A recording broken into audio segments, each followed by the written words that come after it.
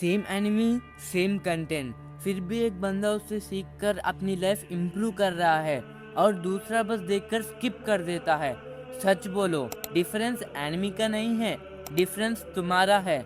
आज मैं आपको बताने वाला हूँ कि आप में और चैट सेंसर में एक्चुअल डिफरेंस क्या है। सेम कंटेंट देखने के बाद भी क्यों वो ग्रो कर रहा है और आप नहीं। और अगर आपने ये समझ लिया तो आपका कंटेंट देखने का तरीका ही चेंज हो जाएगा।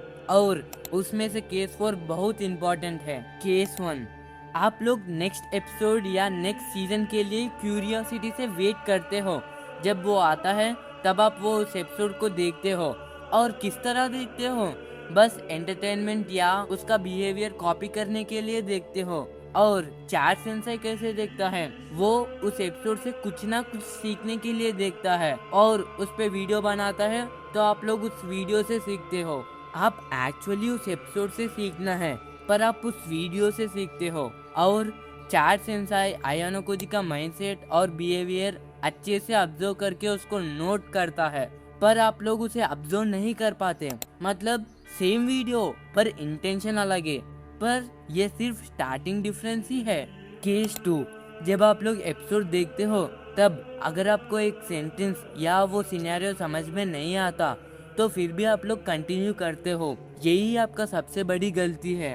फिर आपको ये भी नहीं पता कि क्लासरूम ऑफ द एलिट में एक एक सेंटेंस कितना इम्पोर्टेंट है। और चैट सेंसर को समझ में नहीं आता तो वो बार बार रिवर्स करके देखता है। हो सकता है वो एक ही सीजन 2-3 बार देखा हो, या फिर वो मांगा पढ़ सकता है, इसीलिए उसका ऑब्जर्वेशन स्किल उतना स्ट्रांग है। और वो हर एक सिचुएशन को ध्यान से एनालाइज करता है और खुद को क्वेश्चन करता है कि वो ऐसा ही क्यों करा, और उसको जवाब मिलता है।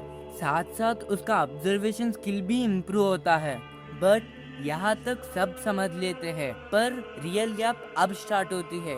केस 3, जब आप एपिसोड देखते हो तब आप अपनी दिमाग 0% यूज करते हो। हाँ, आप लोग सही सुने हो। मतलब आप लोग एक एपिसोड देखते हो और नेक्स्ट एपिसोड देखने लगते हो। चैट सेंसर हर एक एपिसोड में एक आउटकम कैलकुलेट करता है और उसको अप्लाई करता है, नेक्स्ट रिजल्ट देखता है। और आप लोग मुझसे एक सवाल पूछ सकते हो कि ये करने से क्या होता। जब चैट सेंसर एपिसोड देखता है तब वो खुद को एक पार्ट समझता है।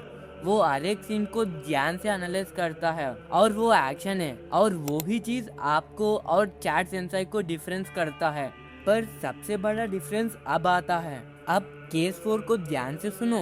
अब तक आपको समझ में आया होगा कि आप में और चैट सेंसर में क्या डिफरेंस है। बट आपको पता है कि वो डिफरेंस क्यों आया है? क्योंकि आप खुद को एक व्यूअर की तरह देखते हो, और एक व्यूअर कैसा होता है? वो नेक्स्ट सिचुएशन के लिए क्यूरियोसिटी से वेट करता है, इसलिए आपका दिमाग 0% यूज होता है। बट चैट सेंसर खुद को एक लर्नर की तरह देखता है और उसमें इन्वॉल्व हो जाता है, इसलिए उसको ज्यादा नॉलेज मिल रहा है। आप दोनों का देखने का तरीका बिल्कुल अलग है।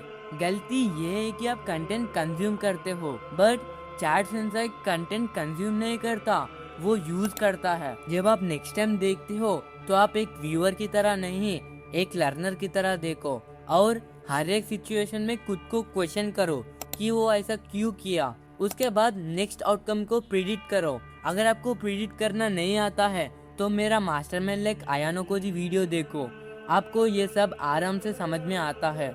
मैं वो वीडियो एंड स्क्रीन में ऐड करूँगा।